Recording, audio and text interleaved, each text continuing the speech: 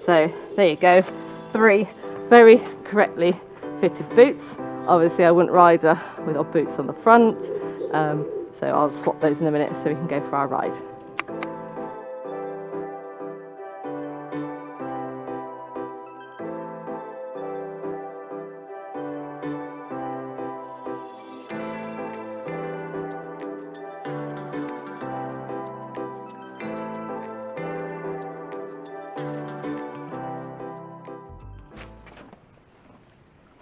There are many different sorts of brushing boots now on the market.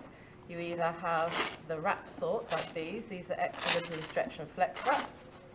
So they look like this. They're very, very, very squidgy. Or you have your standard woof wear type brushing boot. Both of these are equally as good as each other. This one's probably a little bit better if you're hacking out because it gives you quite a bit more protection, which is why you're putting these on really.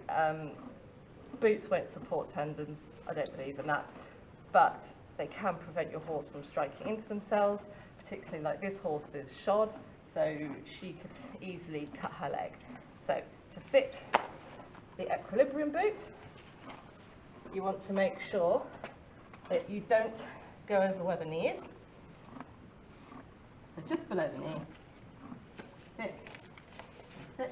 Want to be able to get your finger in. It needs to be quite tight, because if it isn't tight it'll just slip down, annoy her and potentially be really dangerous.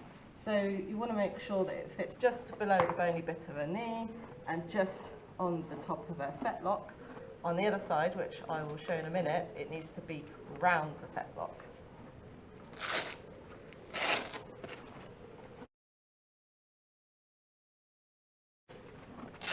And then for the woof wear boot, same principle, just below the bony part of her knee. Pop it on.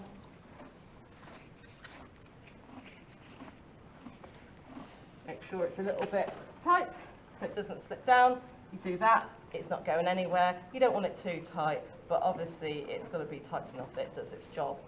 Again, this is a little bit small, but it's not a bad fit. I'll show you that in a minute as well.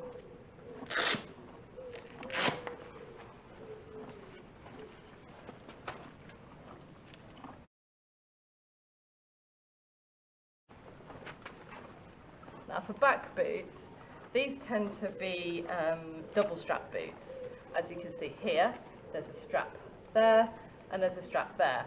And this often confuses people as to how you should be putting them on, because as we've always been taught, straps always go to the back. But this has 2 straps, so which way did they go? Basically,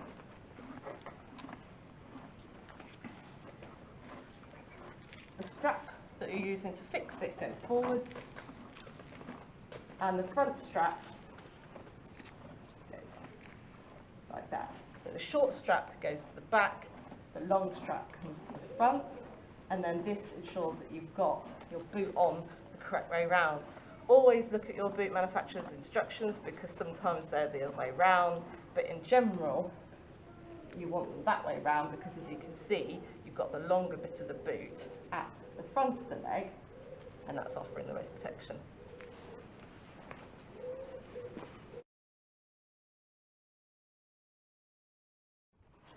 So here we have a correctly fitted brushing boot.